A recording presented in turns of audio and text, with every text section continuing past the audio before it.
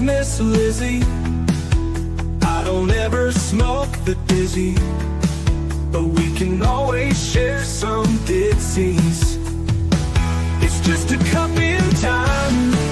This song doesn't have to rhyme. Life's all of us, not every moment we can be feeling fine.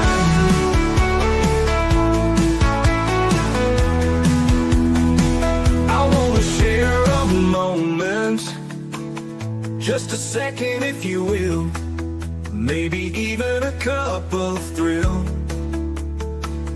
We could share this performance. It's tea time, come sit with me. Well, welcome guys. Miss Liz in the house. That's right, it's Friday, so guess what? It's a surprise tea time. That's how Miss Liz rolls. I just pop in and see if you guys are paying attention out there. So let's get started with you guys getting over to all those platforms: Facebook, LinkedIn, Instagram, TikTok, all those good stuff. And let's give those a like, follow, and subscribe so we can get these tea times out there, because they do resonate with the listening audience out there, and they do help the guests that come to the table. Also, get over to the podcast apps: Podbean, Listen Notes, iHeartRadio, Spotify, and all the ones that Miss Liz hasn't mentioned. Miss Liz is on all of those. There's just too many to mention. And jump over to babyboomers.org, because Miss Liz is partnered with them. And if you're looking for something that Miss Liz doesn't offer, you can always check out the 50 plus podcasts that are on babyboomers.org if you'd like to get featured on there as well. So let's get started with disclaimer and then a beautiful intro. And then we're going to get Shane Lukas in here. We're going to talk about a great ideal. That's what we're going to talk about today. And his T is trust, engagement, and empowerment. So we're going to talk about those three words as well. And we're going to talk about a bunch of other good stuff. So let's get started. Disclaimer for Miss Liz's Tea Time live show. Miss Liz's Tea Time is a global platform dedicating to sharing real life stories, diverse perspectives, and meaningful conversations that lead, inspire awareness, healing, and connection. I'm Miss Liz is going live using StreamYard. Before leaving a comment during the live broadcast, please grant StreamYard permission to display your name at StreamYard.com. Please be advised that all the content brought forward during any Tea Time show is presented in good faith. However, discussions may include opinions, beliefs, and perspectives that do not necessarily represent the views of Miss Liz or the Tea Time platform. Information shared by guests is based on their own experiences and is perceived to be accurate at the giving time of airing. All guests, viewers, and participants are responsible for using their own good judgment when considering any action or decision that may relate to these discussions. Some episodes may cover sensitive topics, including but not limited to trauma, abuse, grief, mental health, and other emotionally triggering subjects. Listeners' and viewers' discretion is strongly advised. Tea Time with Miss Liz is an open discussion forum designed to offer insight, inspire awareness, and create connection. It is not a substitute for professional, medical, legal, or therapeutical advice. If you require professional support, please seek assistance from qualified professionals or trusted resources in your area. If you have any questions regarding this disclaimer or the content of this discussion, you are welcome to contact me, aka Miss Liz, directly at my email at bookingmissliz@gmail.com, or check out my link tree at Miss Liz's Tea Time. By choosing to participate in, comment on, or view these live shows, you acknowledge and accept this disclaimer. Your participation is entirely voluntary. I, Miss Liz, welcomes you to join the conversation with an open heart, and if at any time you feel this platform is not right for you, I respect your wishes and decision and welcome you back whenever you are ready. Tea Time with Miss Liz is serving truth and awareness one cup at a time. Well, welcome to Tea Time with Miss Liz, where conversations remind us that leadership is not only about achievements. It is about humanity, purpose, advocacy, and the impact we leave behind in the lives of others. Today's guest brings decades of experience at the intersection of leadership, creativity, empathy, and social impact. Please join me in welcoming Shane Lukas, founder and creator, strategist of A Great Ideal, an empathy-led creative agency that partnered with nonprofits, healthcare organizations, and purpose-driven brands to strengthen trust, deepen engagement, and turn values into action. For more than 20 years, Shane has worked in leadership, advocacy, creative strategy, and storytelling, helping organizations navigate change while staying grounded in connection, authenticity, and the people they serve. He is also a TEDx speaker, podcast host of Power Beyond Pride, and author of the upcoming book, The Advocacy Advantage, exploring how organizations can move beyond transactional relationships and build lasting, meaningful communities rooted in trust and advocacy. At the heart of Shane's work is a powerful belief: strong organizations are not only well-run, they are human-centered, purpose-driven, and built with compassion. Today's Tea Time will explore leadership through empathy, advocacy and purposeful storytelling, human-centered organization culture, building trust and authentic connection, and turning values into meaningful action. Shane reminds us that real leadership is not about controlling people, it is about understanding them. So grab your cup and join us for a thoughtful and inspiring conversation filled with purpose, connection, and real life tea. Truth, experience, and awareness. Let me get Shane in here and let's spill some tea. Welcome, Shane. Hey, Miss Liz, it's great to see you. It's wonderful. I got my cup here. I am ready. I got my cup too. It's all ready to go. It is like 1.5 billion degrees, so we're going with like cold tea today. Oh my goodness, yeah, something cold and juicy. It's got to be. And actually, I have a little guest who's going to be hanging out with me a little bit today because she's decided she wants to spend some time. So. Oh, we have a puppy. I always love when animals join the show. So we have a puppy who heard me talking, and now Lou wants to join us. So Lou's going to be joining me in some of the conversation here. Well, Shane, before we get started with all of the good work that you've been doing, let's get to know who you were as a little guy and who you are now. Wow. At 50, I'll be 52 coming up here. So it is hard to think about the young me.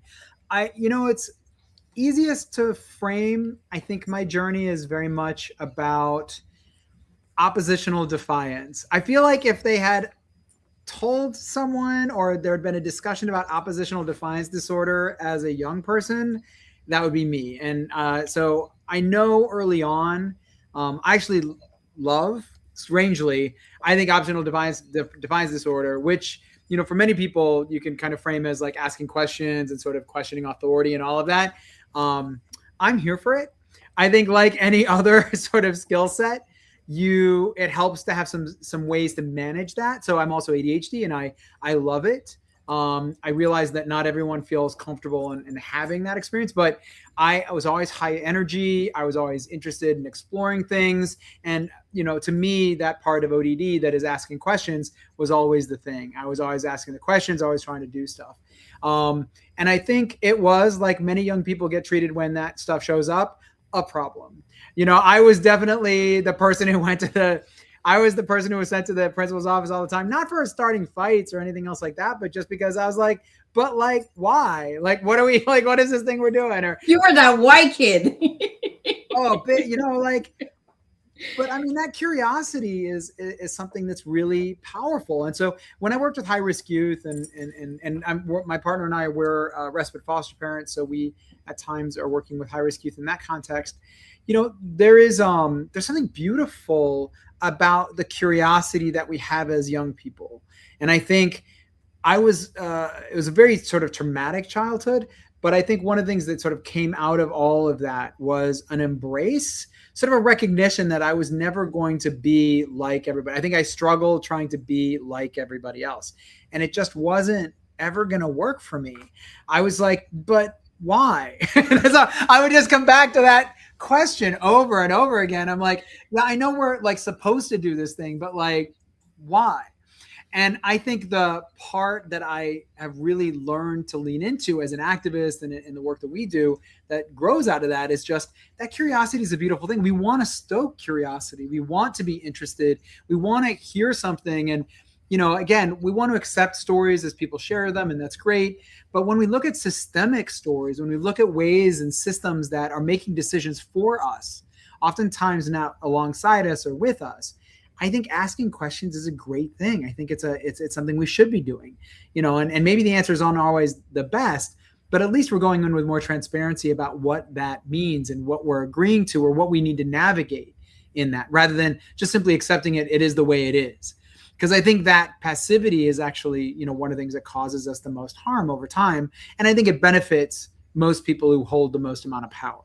And so for me as a young person, I was certainly trouble. I think I always refer to myself. I love, John Lewis informed us about good trouble and gave us an idea of that language around what it meant in the civil rights movement. And as a queer person, I've always embraced the liberation and the magic possible, really talking about making that kind of good trouble, that we should be embracing dissent as constructive, right? There is destructive processes, but there's constructive dissent, and really embracing opportunities to have that, because that is how we create multiplicity. It is how we move towards something that is different than it is now, because we have yet to fulfill the promise of what's possible. So we need people to be like, but do we need to do it that way? Is this the only way to do it? So I think my genesis, overachiever for sure, like definitely what they call best little boy syndrome in queer people is like, I needed to get 4.0s and needed to do all the things, but I was doing all the things because I was like, I want to explore. And that makes up so much of, I think, my narrative throughout my career and continuing to just take on new challenges in ways that I find exciting. You're my cup of tea, Shane, because I'm that person, right? Why do we have to do it that way? Why can't we just do different? Why do we always have to follow the crowd? Can we not just do something that nobody else is doing? I was a why kid growing up too, and everybody would you stop at the why? But why? I don't know how many times my aunts and uncles used to tell me, would you stop with that freaking word? Why? Like, why? Why can't we do that? Why can't we go play on that? You're going to break your arm. Oh, but why? Well, and I wanted to find answers. I really enjoyed that part of learning. And to me, as an adult, I've really grown into, like, when I'm given my free time, I like to go explore. Travel is really important to me, because I like to go and sort of lose myself and get lost and talk to local people in different areas. I realize I will never be like a local. I'm still a visitor. Like, I think one of the things you learn about privilege very early on in conversations about privilege is you can't ever separate yourself from that experience. And there is that being a guest in a space, being someone who may come from a nation with more resources, going to another nation, you have to always recognize, like, there's a different relationship you're going to have to community members.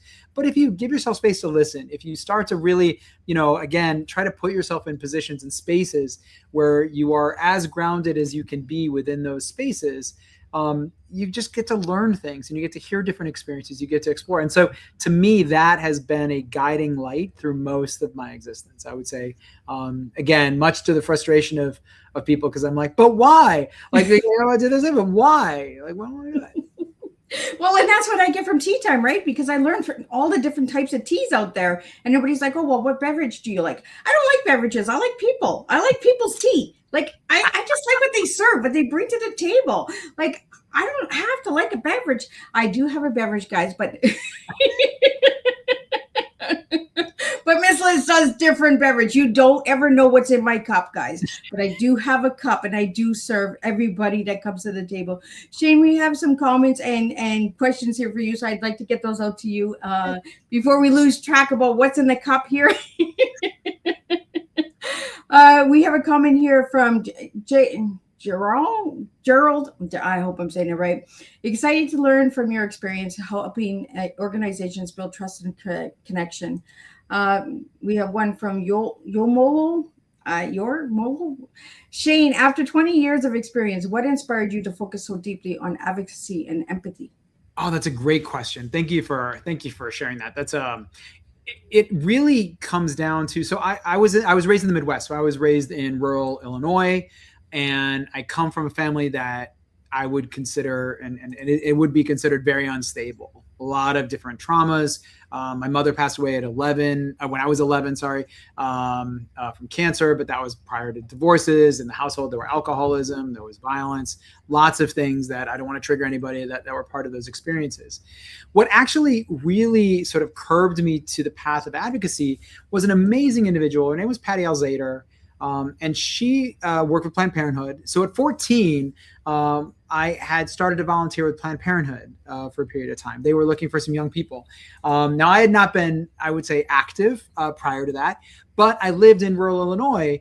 And in rural Illinois, I was already helping raise my stepsister's kid when she had her first kid at 15. It was not uncommon in our communities for there to be young people who would have children.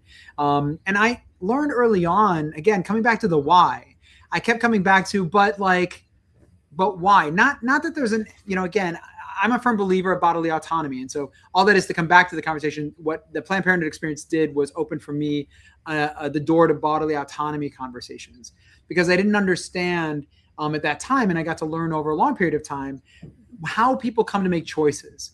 And so working for that as a 14-year-old, talking to other young people who were in some cases choosing, to have sex, and some young people who were really not necessarily choosing. I won't say that they were, there's a difference between sexual assault and IPV and intimate partner violence and just sort of being compelled to or pressured to. And many of the individuals in our community, that was a problem more about pressure than anything else. It was more about that peer pressure. And so I was like, well, if they have more information and more opportunities to decide, then, even if they do or don't, that's up to them. But at least they would have the information on the table in front of them and they could make better choices. Because the one thing I kept hearing from young people, my peers at the time, was like, I didn't know, sex ed was already terrible, all this different stuff. And it was like, well, what if we had more information to make better decisions? And by better decisions, again, does not mean the decisions we're making for you.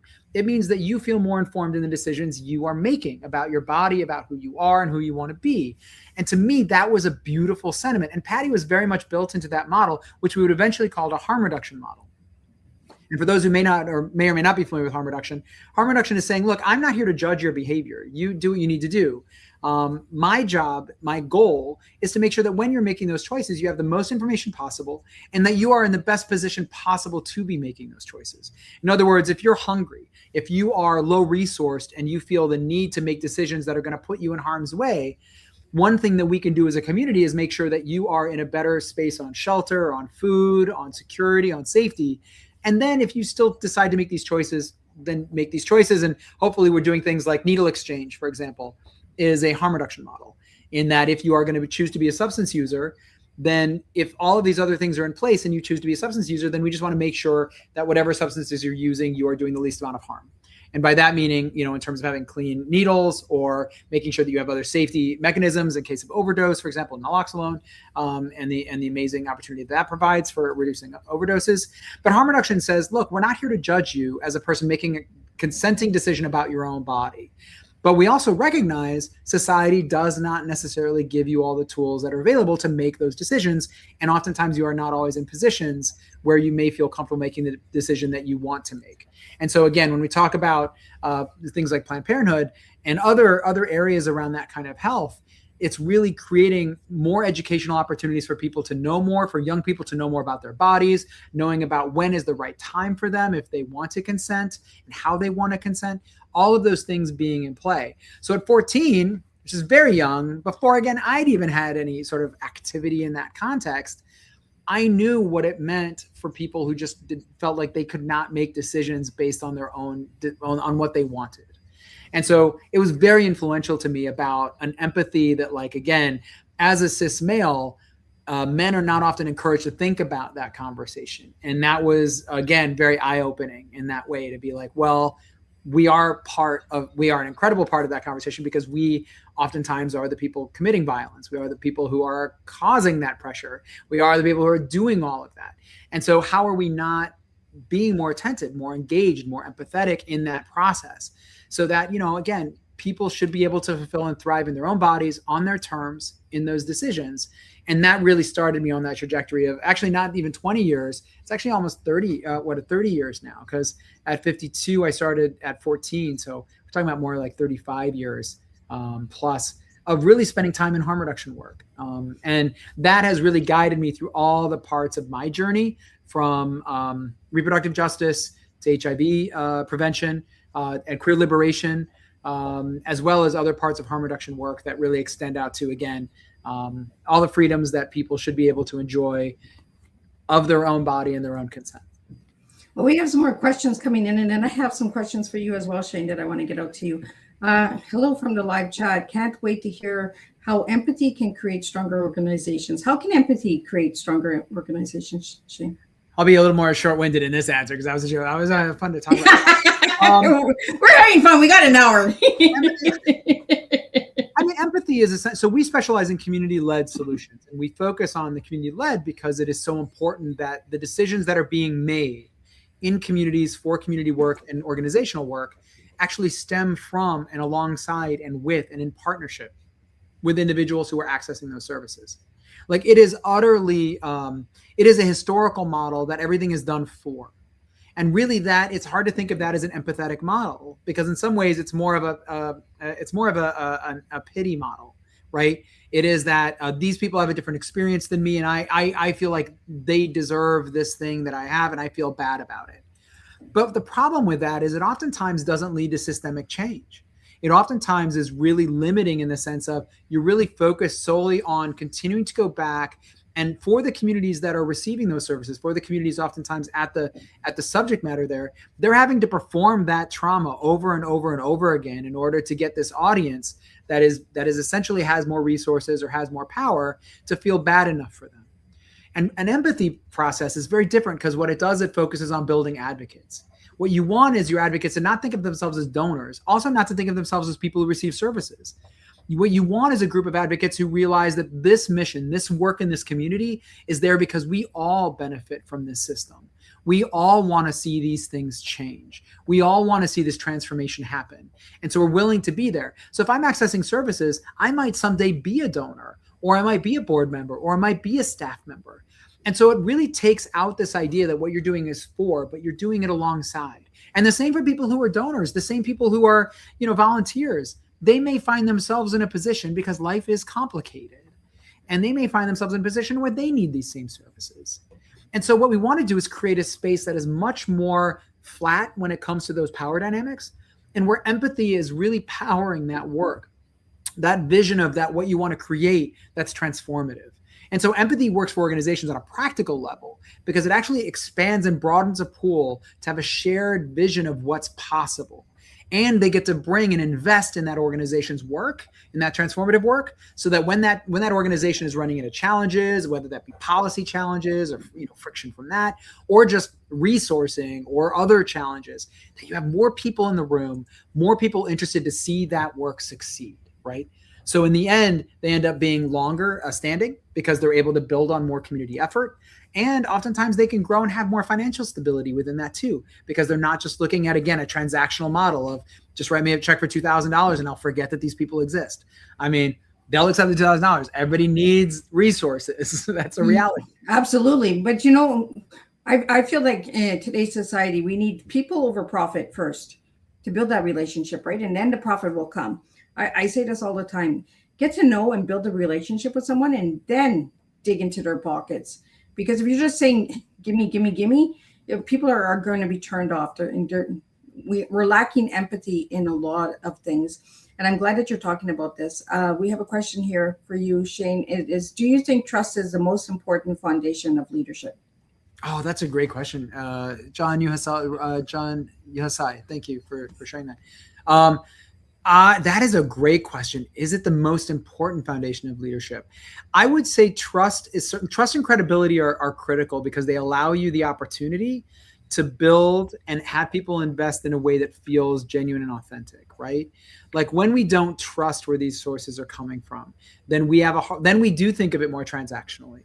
Oftentimes we feel like, all right, do I feel like this organization is going to do responsibly the work that I would expect them to do with the investment I'm making? And again, that investment may be funds, but it also can be your volunteer effort. It also can be your word of mouth, right? All of these things are capital that work to help build an organization. And so trust, when we talk about with this organizations, we often talk about it from a context of credibility as well. So I feel like those two kind of go hand in hand in the sense that trust is to me, this idea that you're going to make good on your word and that I'm going to put that faith in that. And credibility says, I have a record of doing this, that you can see over time that I have built these relationships because they're meaningful, right? And that credibility to me is actually harder to build than trust. Some people are very trusting out the gate. Some people are willing to say, hey, look, you say you're coming in and you're working on housing and I want to believe you. I want to believe you because I want to believe this mission is true. And so they're going to trust you to do that. But oftentimes that gets met with disappointment. And I'll use an example. In the current climate here in the States, we saw many organizations come to the table to talk about justice issues, and they wanted us to trust them, right? They wanted us to, either they were flying their Black Lives Matter, black squares on their events, or they were holding their pride flags, or they were talking about pay equity for women. And then when push came to shove, they were not there. And so to me, like a lot of people wanted to trust that they were there. And, there are brands that have suffered that in part because they lost not just that trust, but it was that credibility. Whereas I think the organizations that have held to those models, who have recognized that these things are important and they are finding their pathways. Again, there are a lot of different pathways for people to do that. They're maintaining that credibility. with their audiences and alongside and in communication with those audiences, in spite of having to navigate and change the languages that they have to use in order to not get the ire of the US federal government at this current moment, and make sure that they are able to sustain over periods of time. So I think trust, to me, it gets matched with credibility in a way that needs to matter. So credibility to me is that like long-term proving of that trust is valid. But I think it's a great question around leadership. I always say character over reputation as well, because people can say that they got the biggest reputation out there, that they're well known, but their character really sucks. And that kind of goes into the credibility of a person. It's interesting you mentioned that, Miss Liz, because so coming up soon, I'll have a second TED Talk, TEDx talk that's going to come out. And the second TEDx talk is really talking about values conflict. Because part of it is how do we navigate these moments? Because sometimes that losing of that trust, right, and that the sort of loss of that credibility stems because people are in conflict about, well, how do I respond in this world? I need to make sure. You were talking earlier about how people over profit. I say you kind of have to have a little bit of both, and it's been a hard road. Yeah, you have to have that switch, right? Because for certain, it's like a coin, right? It's heads or tails. Well, I'd like to think that they work a little bit in I don't want them to be necessarily oppositional. And I say this, it took me a long time to come around to capitalism in any constructive way. Like I've been an activist and an organizer for a long period of time. I've worked for corporate America. So again, it's not like I'm afraid to work in these spaces, but I've always had a critique of it. I've always been frustrated by it. Eventually, I've sort of come around to a conscious capitalism model, not because I think capitalism is the best model. It is right now the most sustainable model in the world we live in at this time, at the scale at which we're in. I would love to envision a world where there are other models at play, and perhaps there are. But the reality of most people, especially people who need to depend on resources in the current moment for their security, for their safety, for their food, this is the model we got right now. We're gonna have to make some changes as we go, but that's what we've got. And so I think part of the challenge is that in talking about value systems, we end up losing. There has to be a pragmatic solution in there that does sustain. This is why in this current moment, as organizations are having to navigate changes of language, changes of things, that we can't lose sight that they need to sustain. They need to be able to provide those services. And the principles that are there, this is where those conflicts come in. And it's a really challenging place. For example, if you're particularly serving a community that is being targeted by the federal government, you're at a really difficult point where do you change, right, the language that you use around your communities, the communities that you serve, or do you start to think about, well, what other funding channels can I get to? Or what is my phasing out of funding that would, pull me away from the restrictions and the harms that are being done at the federal level and start to allow me more opportunities to work with foundations and local municipal governments, whatever, in order to make sure that this community stays housed, that this community gets access to healthcare. All of these things that need to happen because communities themselves are part of that decision making. And if they are part of that decision making, you're able to navigate that language in a much more meaningful way and start to phase that process out so that you're not as close to or dependent on systems that essentially are at this point causing harm. Yeah, absolutely, right? We got two more questions here, and then I want to talk about a great ideal. I want to get that out there. Shane, what was one defining moment that shaped your leadership philosophy? Wow, that's a great question. These are great questions. I appreciate all of you. These are really really powerful ones. I'll be honest. It's hard to say one defining moment. I think working for other people certainly impacted my leadership philosophies. I think I've worked for people who never worked for another person. And then I've worked for people who have worked their way through varying parts of the tiers of the environment. And undoubtedly, I have learned the most what not to do from the people who escalated and elevated very quickly without working in collaboration with other people. And then I have learned more to-dos from individuals who have worked their way through these processes because they also recognize what it's like to receive direction, to welcome dissent, and to move through essentially an environment where you want to foster multiplicity of ideas. And to me, that is the thing that I'm most interested in. It's the thing that I personally am interested in. And when you look at statistics and you look at leadership processes and the communities that thrive, have the most innovation, they also are ones that embrace that multiplicity. They recognize and honor and treat with dignity people throughout all the striations of an organization.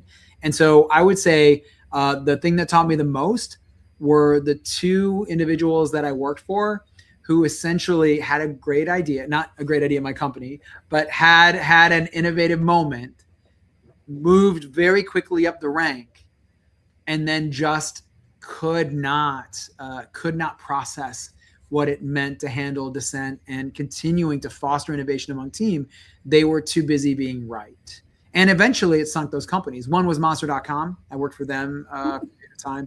And so that was a really meaningful, because I was working with them at the top of their game, and they tried to do a lot of things that were not what they should have been doing well. And so competition came on and just ate their lunch. And that had a lot to do with the way that organization was structured. Well, Shane, we have a question here from Nick, and as a TEDx speaker and podcast host, what lessons has surprised you the most over the years? What lesson? Oh, that's a toughie. I'm trying to think what that would be. What's the lesson that has surprised me most over the years? I'm trying to think of ones. So in terms of ones that I have witnessed on stages, I would say, there's some lessons, again, like I'm a big TED fan, so I'm always excited about places where innovative ideas and ideas we're sharing are there. So some of them that really stick out for me.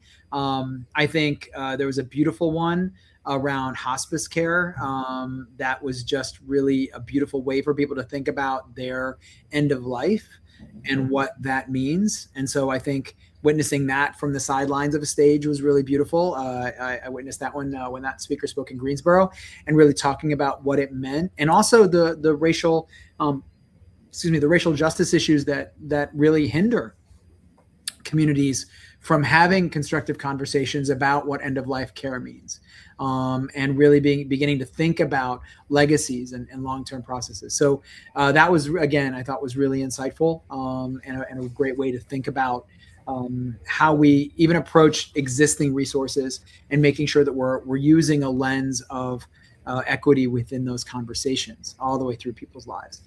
For me personally, as what did I see that I was like, oh, or what did I experience that I was like, oh, well, that's a thing. Clearly not short answers. I really wish I would. I really need to. I needed pithy answers. There's so many things in this world that are so exciting to think about, and that is one that I need to learn. So that is one I think I always admire. We recently interviewed Dimitri Daskalauskas. If you're not familiar with him, up in Canada, you might not know him, but he's in the U.S. He headed up the HIV services for the CDC, and he's a very famous New York medical expert. And he's just an incredibly personable and dynamic person and speaker and leader. Also throws out a lot of thirst traps on the internet. So just a nice little nuance to his career. So you go, Dr. Dimitri. And what I think I was most surprised by and amazed by is the practice with which he was able to navigate the parts of his history and really bring those forward. As a speaker, as a leader, something I am working on clearly to get better at is how to condense those and synthesize them in really condensed, poignant moments.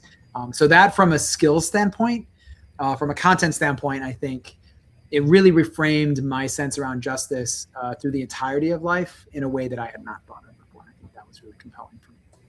Well, before we get into a great idea, we're going to get into your T, because my listener, Kyle, he says, trust, engagement, and empowerment. That is the T that you gave me. So tell me why you gave me those three words, Shane. Well, because I think, trust, engagement, and empowerment are all really key components. I think, as someone asked earlier about trust is really important. It is a key component. I do believe it has to be earned. I think it is something, again, that's why I tied it with credibility, and we talked about that earlier. And engagement means I want people to be active. I think I want, everybody here who's listening to think about the ways they engage in the world. So the ways that they are participating in their communities, again, depending on what resources and time and availability you have, You can do that by word of mouth and simply being supportive. You can do that by being a donor. You can do that by volunteering on your local commissions and other places. But we need to be engaged. I think what we're seeing as a society set globally is a tapping out in communities where there are a lot of resources. And we've really yielded a lot of power to people who are making decisions that fundamentally work against everybody. And so if all we do is sort of, yield to distraction and yield away from really speaking into the moments, and for those of us who have privilege, making sure that we are using that social capital constructively, then we're really not making the world a better place at the end of the day. I don't believe the world has achieved the greatness that's possible. I've never lived in a world that was equitable. I've never lived in a world where women receive the same equal pay for the equal amount of work, where people of different nationalities are treated with dignity, where communities of color have access to the same resources and materials and opportunities to thrive. All of these things, I've not lived in that world yet. I would love to. It is a world that I fight for, and I may not in my lifetime have that. But if I don't express my social capital, if I'm not engaged, then to me, that is just something that is not part. I don't want my story to be not participating in this world. And then empowerment is really how we think about that capital. How are we, rather than using our capital only for us, which is something we need to do. I want to make sure everyone on this who hears it, that you are safe, that you are in a space where you have food, resources, stability, good health, all of these things, that those are all things are all there. But then how are we also looking at our other communities who may not have those same accesses and really walking alongside them? How are we spending time learning alongside them? And then how are we using that capital and those resources in such ways as to enact that change? So again, that engagement to me is really important, but empowerment is also beginning to think about, well, how am I applying that? And that's what I mean. I serve strong tea. Like, you guys bring the strong tea to the table, and there's reasons why people use words to express themselves, right? And serve themselves. And a lot of people are like, Miss Liz, where's the tea? The tea is within us. It's how we bring our service to the table. And like you said, Shane, we live in a world that is not full of peace, but we have to be the example to try and get that peace. If we don't stand up and ask for that change, we're not going to make the change either. Shane, let's talk about how you got inspired to create a great ideal. So a great idea is a firm we've spent over 10 years working with purpose-driven organizations and companies from around the country. We have worked a little bit adjacently with some Canadian organizations, but primarily here in the U.S. And we work in everywhere from education and healthcare and for-profit areas. We work in partnership with them, and then in nonprofit areas from climate mitigation, reproductive justice, LGBT rights, HIV care, senior care. So all across the gamut, any place that's kind of justice oriented. And those who are, understand our value systems, you can see our value systems on our site at agreatidea.com/values.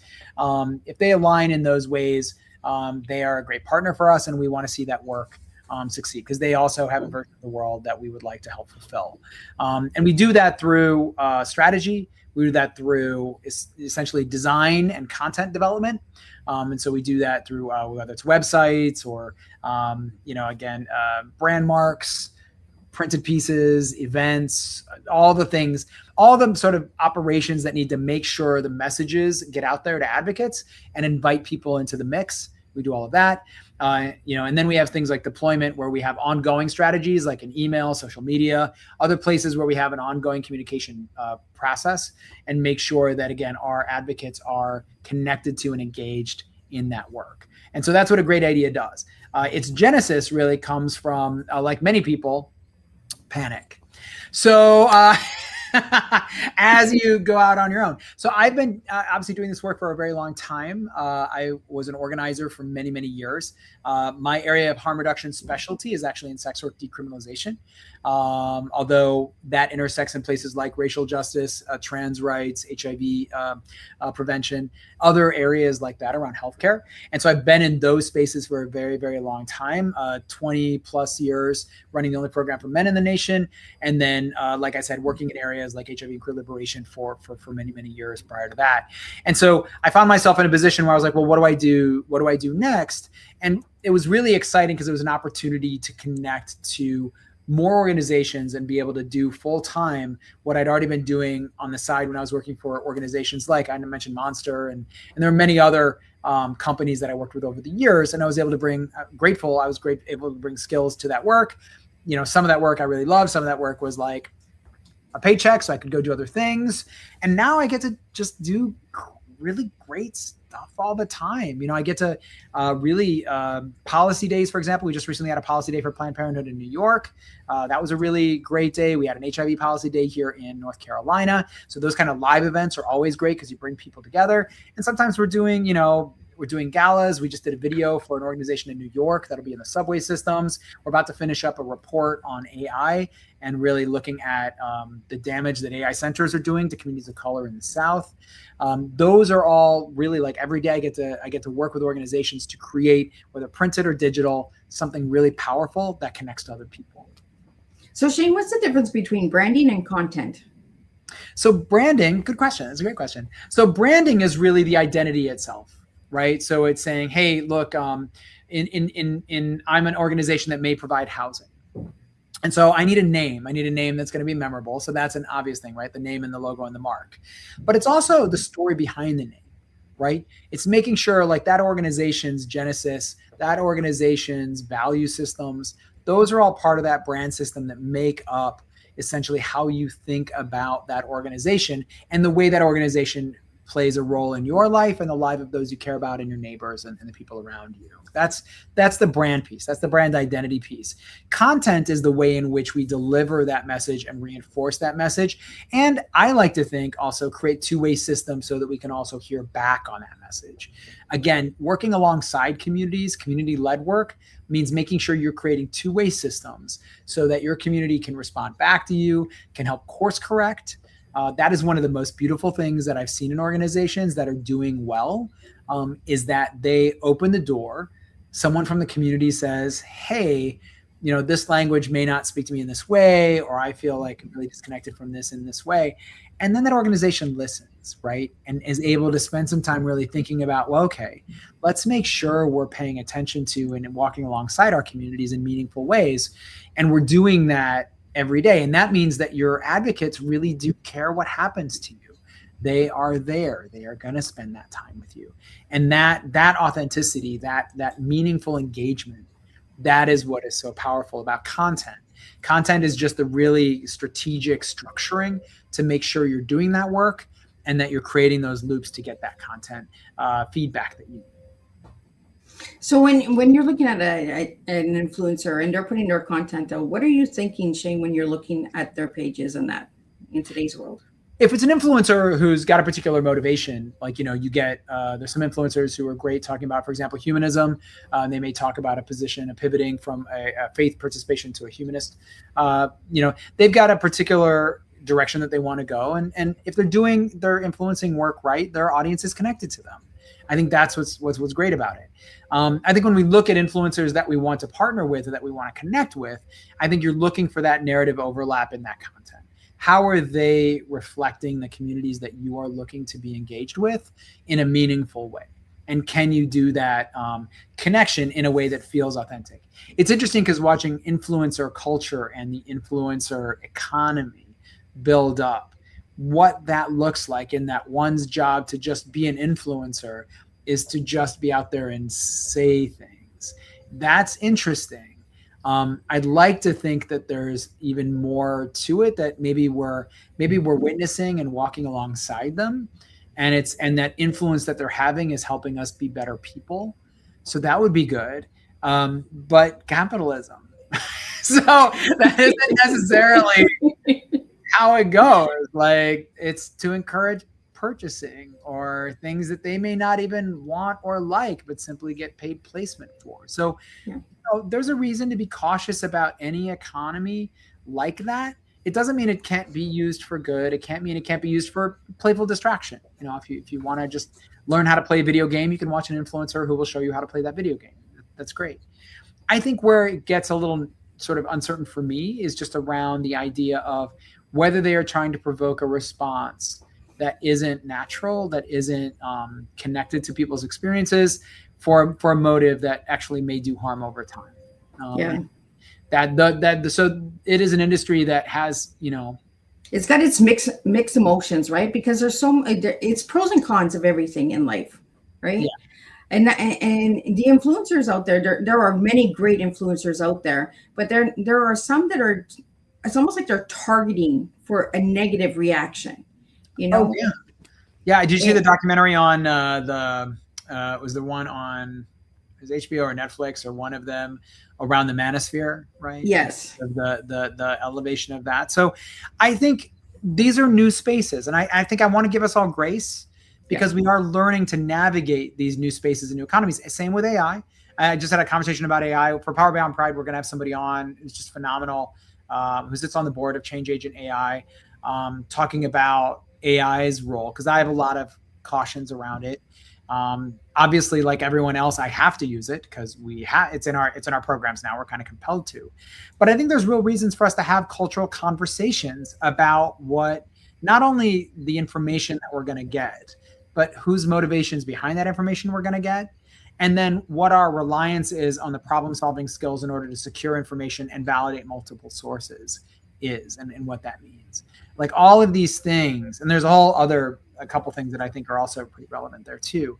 But I think Europe is having a great conversation about that. They are much more cautious than certainly the US has been in this conversation.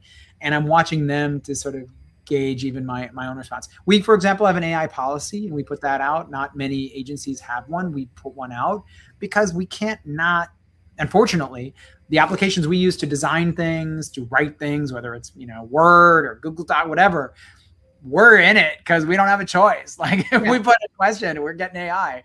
And so we wanted to at least put out something that said, hey, we are really considering our decisions when we're applying AI. We're really trying to think about how we use it and do it as much meaningful alignment with our values as we can.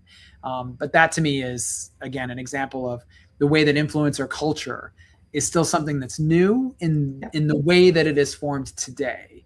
Influencers are nothing new. I mean, that's from, what is it? Jack LaLanne, or I forget the Make Friends with Powerful People book or whatever it is. Like, we've had these influencers in self-help.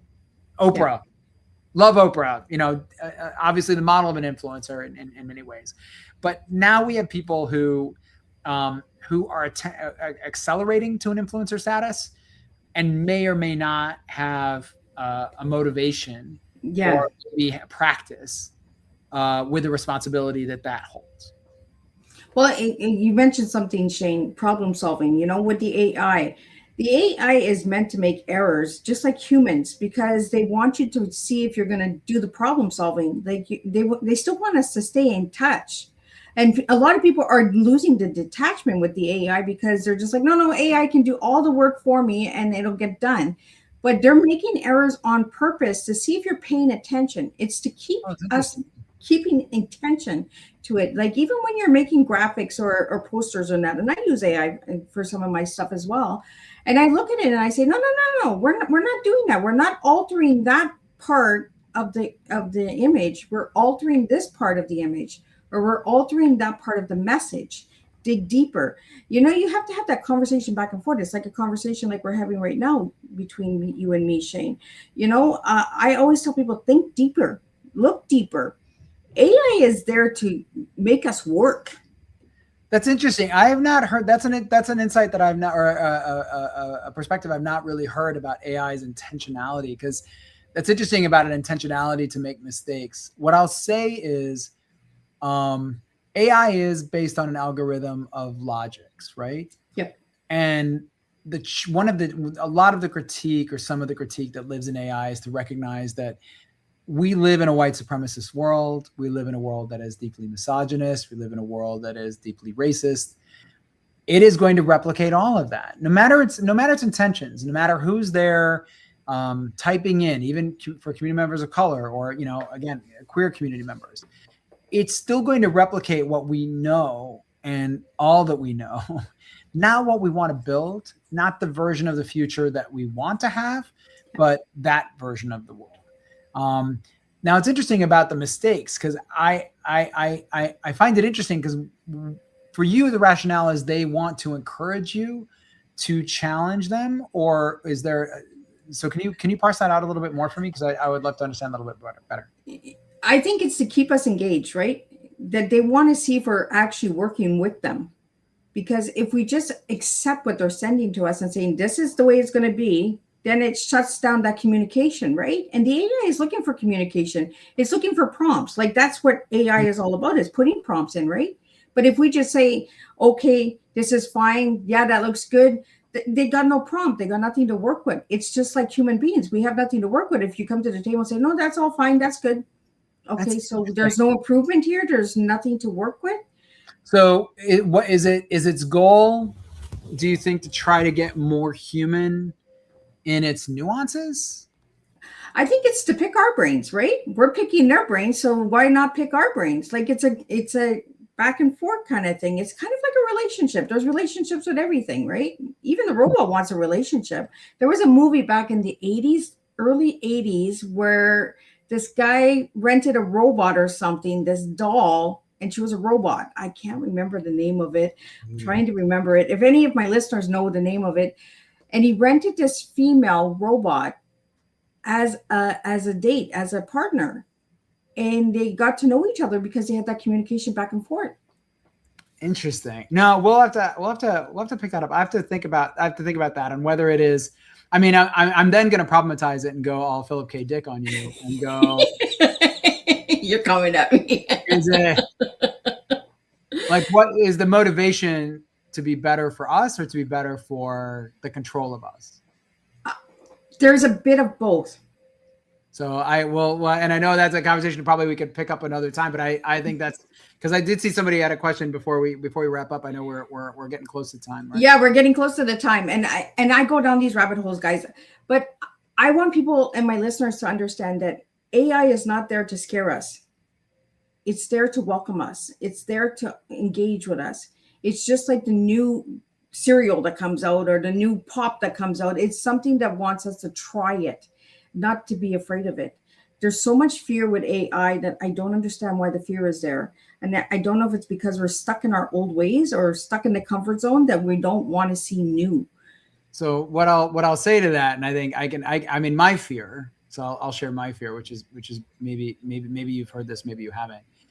My fear is the reliance on an information source that, with or without my consent, knows more about me than it might need to, can shape a message across multiple forms because we become reliant on the same systems. And those systems are controlled by people who may or may not want me to thrive on my own terms, depending on what profit motive it has for them. So there are some key questions about what it is to get. So you take the printing press or you take the cotton gin.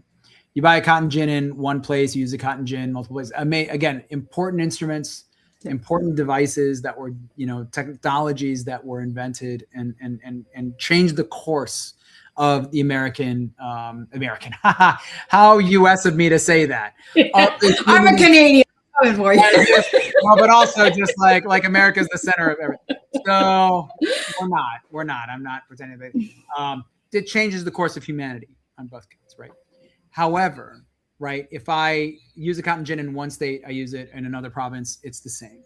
If I read a newspaper in New York and I read it in Ottawa, it is the same, right? Now, again, my responses, my placement, my background might change the way I read the same story, but I'm reading the same story. What happens in an environment when that story changes because it knows who I am and it shifts language in there to change my response because it knows exactly how I'm going to respond from there on, so that we may read the same story, but we're no longer getting the same outcome and we're no longer getting the same facts, because already we're seeing a sort of what it means to have fact divisiveness in America, right? Like America is literally the portrait of that. I'm sure Canadians are looking at us going, how silly.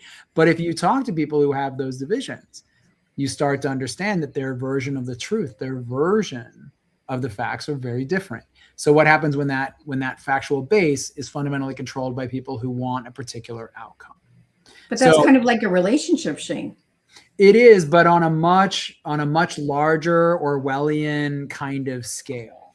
But it's almost like a relationship, right? When somebody gets to know you really well, when you're in a long relationship, long-term relationship, they know you and they know the outcome that's coming, right? They know the response you're going to get. That's sure, like they also know AI how getting to to know you. us. They know how to appease you, and they know what information to leave out. And so it's really important to note that we won't have a universal shared set of information. We won't have a universal shared set of things. And that is a concern I have going into the AI environment, because as we remove printed pieces, as we remove sort of a fixed story, right, that will change how we see the world. And I think we need to talk about what that means. Because again, not only replicating biases and oppressions that have long existed, but also that the people who are doing this certainly want us sedated, certainly want us to be good consumers, want us to be all these things. So where's the role of dissent if everybody's placated? Absolutely. You know, this is a conversation me and you're going to have like after the show. Bring it, I said. Bring it. We have a couple questions that I want to get out to you, and then I need your final message to everybody out there. Let's get Francis's first. From leaders who are just beginning their journey, what should their start if they want to create a more human-centered culture?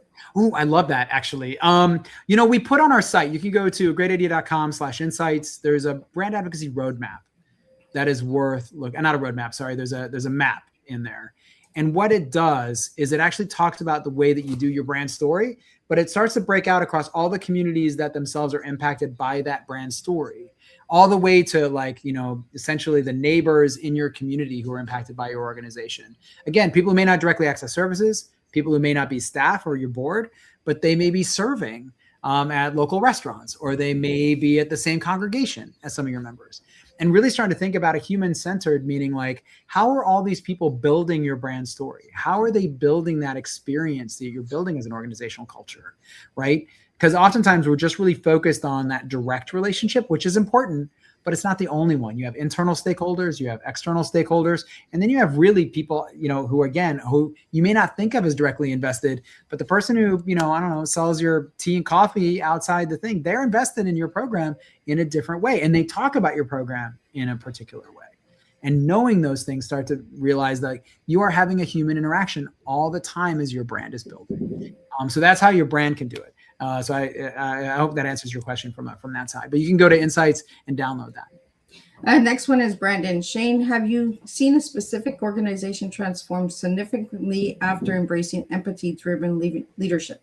Brandon, that's a great question. Yes. And we saw that through a variety of things. One, we saw the power dynamics within the organization change to a far more constructive. We saw lower levels of turnover. We saw a diversification of the team. This is, again, something we see a lot in nonprofit organizations, is we don't tend to see a lot of diversification of team. We see a lot of intention. We see this in corporate structures as well. We see a lot of intentions, but we never see a lot of fulfillment.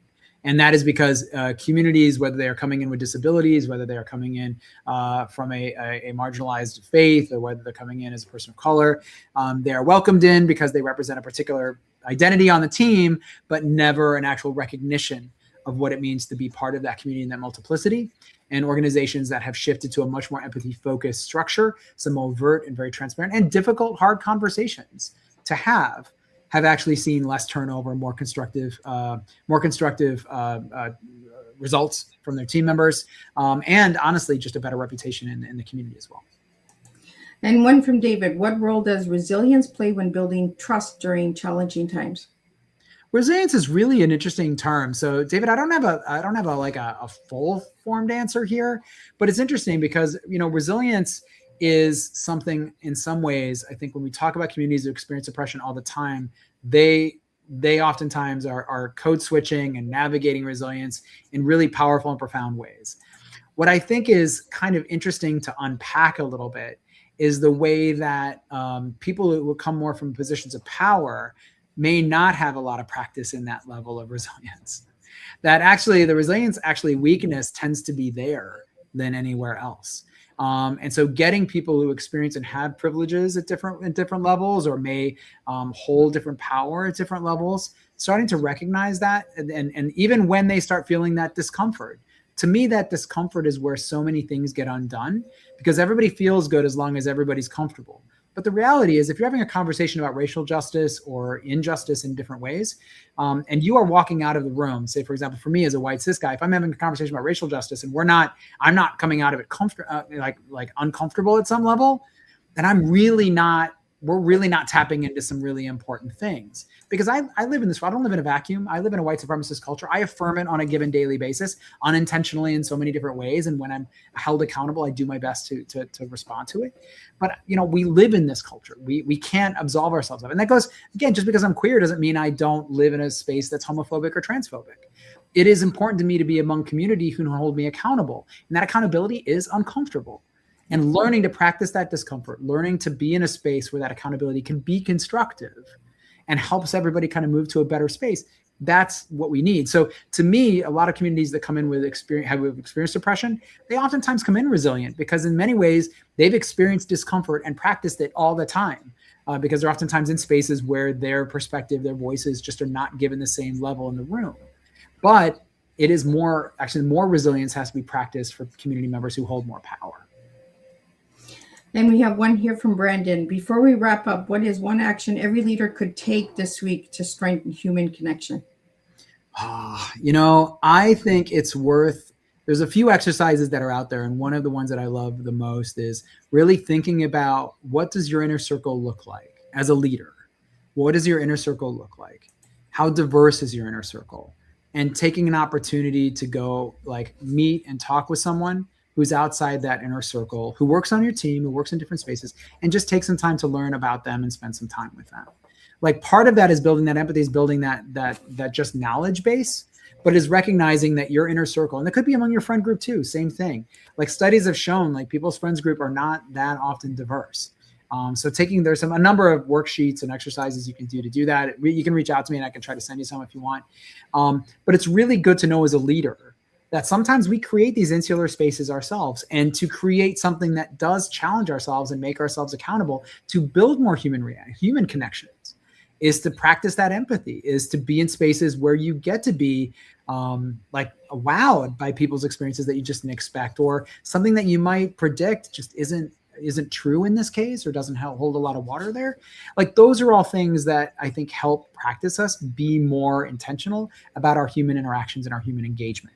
So to me, one of the first things you can do is start to do a really good reflective exercise on who your inner circle is, who you're connected to, and start to think about the diversity and how you might test yourself a little bit by going outside of that. Go to an event that you've never been to before. Go to a different faith environment, or a celebration of faith or culture or something like that, and spend some time and really get to know people there is really good practice. But among your team, it's really thinking about, how am I really getting to know community members here? And am I really kind of keeping that circle pretty tight? And before we wrap up, I want a final message from you, Shane, for all the listeners, but also talk about the upcoming book a little bit. You bet. So the Advocacy Advantage is really built as a proactive book. Like I said, I'm not a businessy guy. I don't think of myself as a businessy guy. You can hear me I love talking about activism all day because I'm so passionate about it. And business is something that I came to because I was like, oh yes, I run one now. What do I do with it? So I got my MBA and I'm learning is probably a better way to frame it. I'm always learning how to do better and do this work.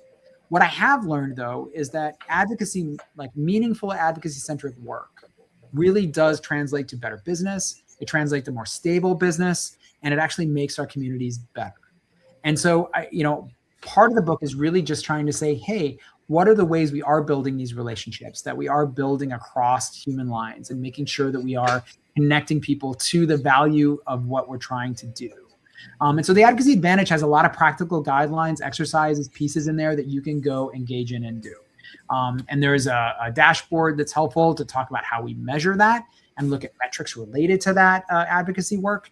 And all of that is built into the book to help people who are like me, small to mid-sized businesses.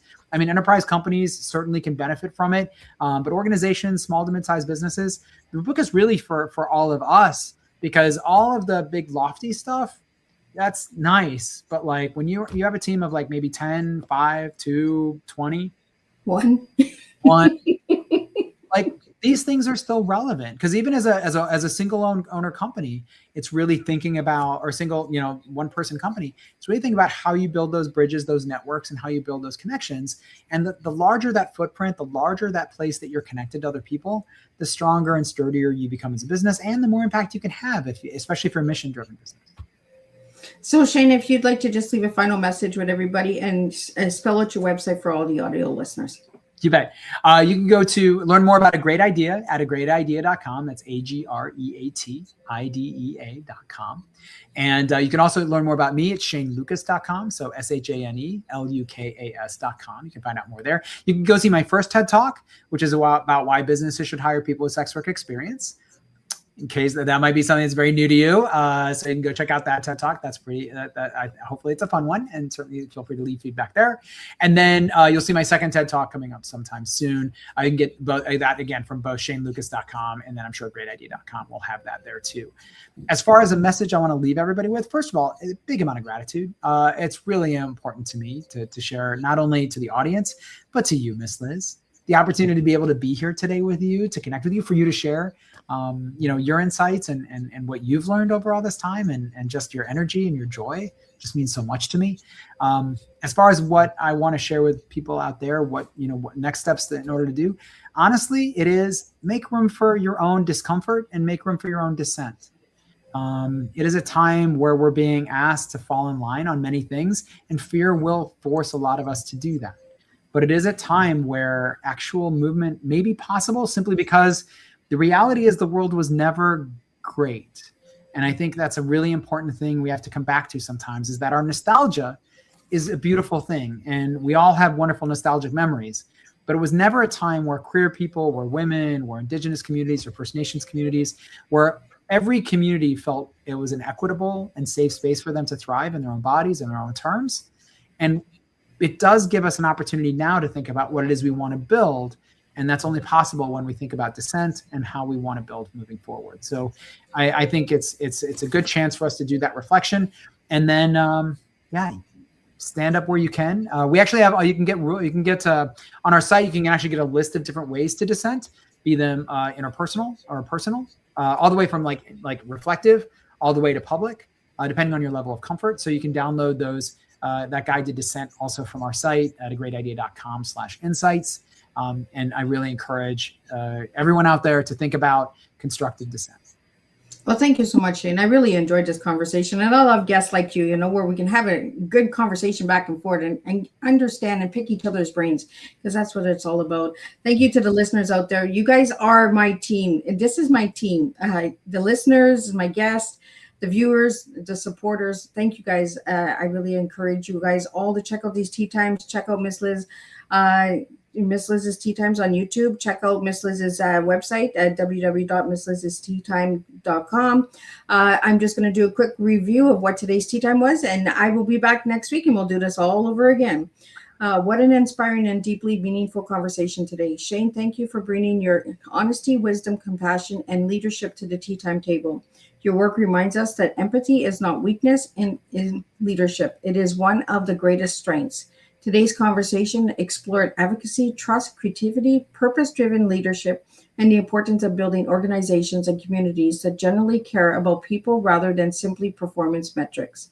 One of the strongest takeaways from today is this: people remember how they were treated long after they forget what was said.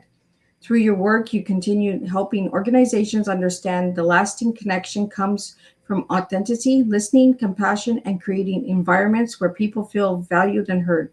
You also reminded listeners that advocacy is not only about speaking loudly. Sometimes advocacy is found in the consistent choice to show up with integrity, empathy, and courage. Here's some food for thought to leave with everyone today.